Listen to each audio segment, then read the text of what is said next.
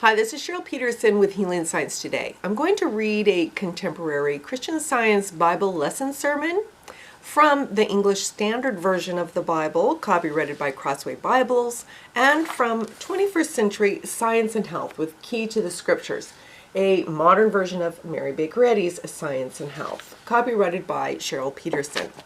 Subject, Ascension. Golden text is from Psalms.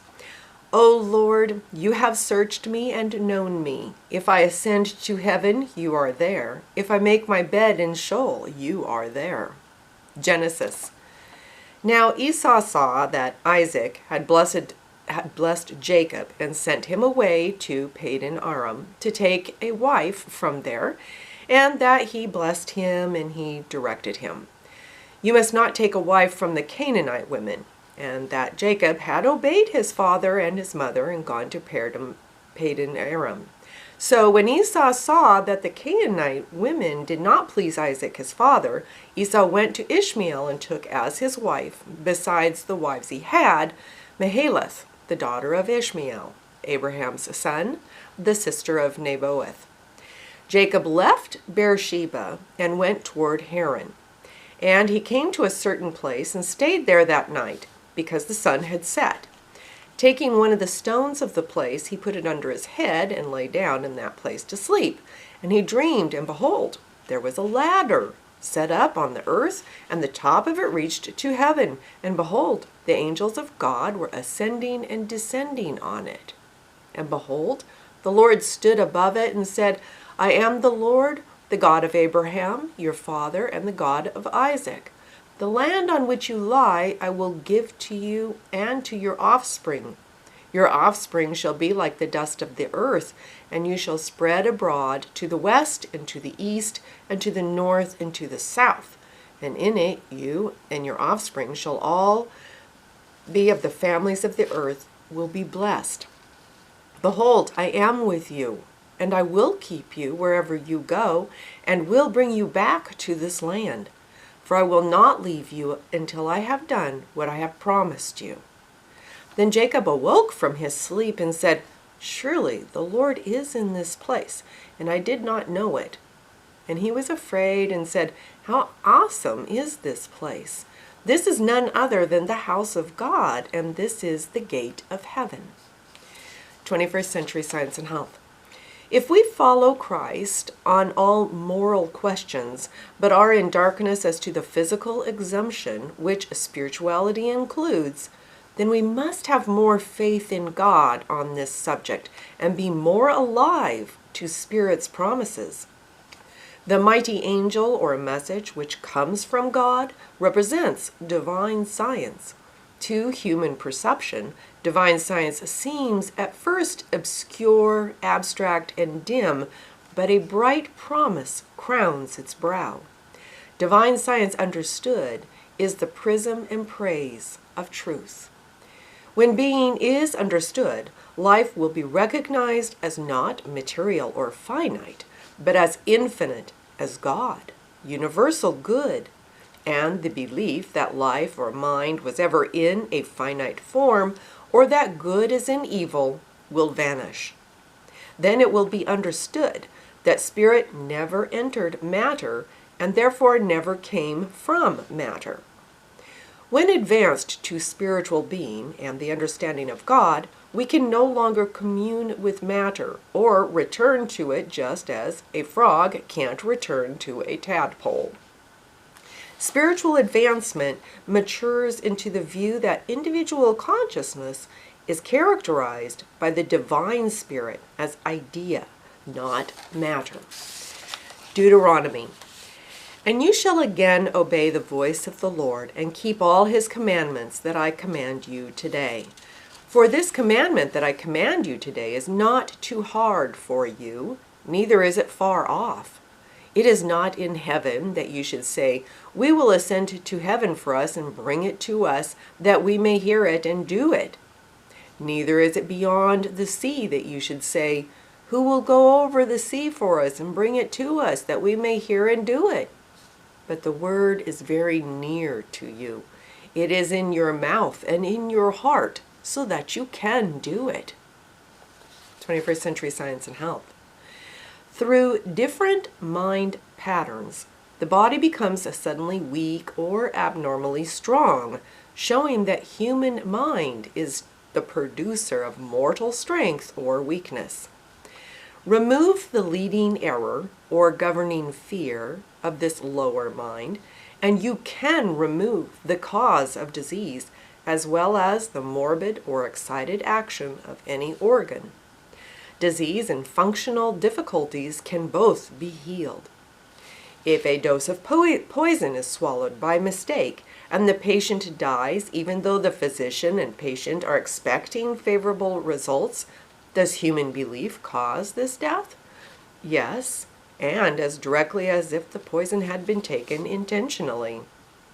In that case, only a few people believed the poison swallowed by the patient would be harmless, whereas the vast majority, the collective consciousness of humankind, believes the sleeping pills, strychnine, and anti-anxiety drugs, or whatever the poison was, to be toxic. Bear in mind, although mass consciousness knows nothing about this particular case and patient, the drug is still marked down as a poison by human mind. Consequently, the result is controlled by the majority of collective opinions, not by the infinitesimal minority of opinions in the sick room. Heredity isn't dangerous. Heredity isn't law. Just because people in the past believed in a disease doesn't mean it has priority and a connection to the present. The predisposing cause and the exciting cause are mental. Perhaps the fright of a parent produced a birth defect, and the deformity continued into the child's adulthood. Forced away from human belief and based on science or divine mind, to which all things are possible, that chronic case is not difficult to cure. Luke. On the first day of the week, at early dawn, they went to the tomb, taking the spices they had prepared, and they found the stone rolled away from the tomb. But when they went in, they did not find the body of the Lord Jesus. While they were perplexed about this, behold, 2 men stood by them in dazzling apparel. And as they were frightened and bowed their faces to the ground, the men said to them, "Why do you seek the living among the dead? He is not here, but has risen." That very day, 2 of them were going to a village named Emmaus, about 7 miles from Jerusalem, and they were talking with one another about all these things that had happened. While they were talking and discussing together, Jesus himself drew near and went with them. But their eyes were kept from recognizing him. And he said to them, "What is this conversation that you are holding with each other as you walk?" And they stood still, looking. They said, the one of them named Cleophas answered him, Are you the only visitor to Jerusalem who does not know the things that have happened there in these days?" And Jesus said to them, "What things?" And they said to him, "Concerning Jesus of Nazareth, a man who was a prophet, mighty in deed and work before God and all the people. Now our chief priests and rulers delivered him up to be condemned to death and crucified him. But we had hoped that he was the one to redeem Israel. Yes, and besides all this, it is now the 3rd day since these things happened. Moreover, some of the women of our company amazed us. They were at the tomb early in the morning, and when they did not find his body, they came back, saying that they had even seen a vision of angels, who said that he was alive. Some of those who were with us went to the tomb and found it just as the women had said, but him they did not see." And he said to them, "O foolish ones, and slow of heart to believe all that the prophets have spoken. Was it not necessary that the Christ should suffer these things and enter into his glory?" And beginning with Moses and all the prophets, Jesus interpreted to them in all the scriptures the things concerning himself. So they drew near to the village to which they were going, He acted as if he were going further, but they urged him strongly, saying, "Stay with us, for it is toward evening, and the day is now far spent." So he went in to stay with them. When he was at the table with them, he took the bread and blessed and broke it and gave it to them. And their eyes were opened, and they recognized him, and he vanished from their sight. They said to each other, "Did not our hearts burn within us while he talked to us on the road, while he opened to us the scriptures?" And they rose that same hour and returned to Jerusalem. And they found the 11 and those who were with them gathered together, saying, "The Lord has risen indeed, and has appeared to Simon." Then they told what had happened on the road, and how he was known to them in the breaking of bread. 21st Century Science and Health. Humbly, Jesus confronted the ridicule thrown at him.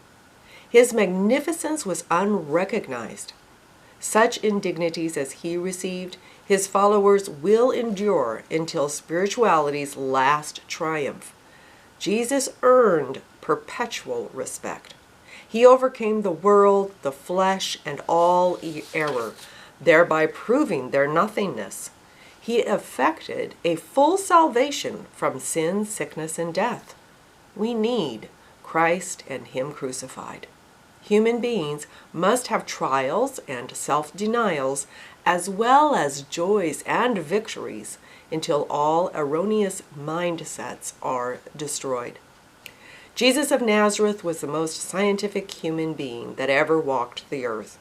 He systematically looked past the symptomatic material causes to discover and put into practice the spiritual cause.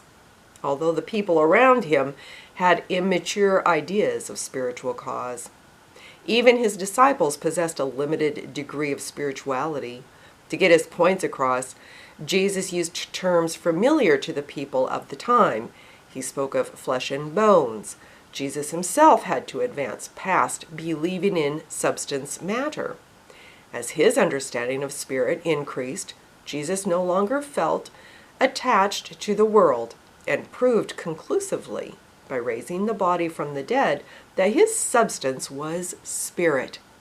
His body was no more perfect because of death and no less material until his consciousness was further spiritualized in the Ascension.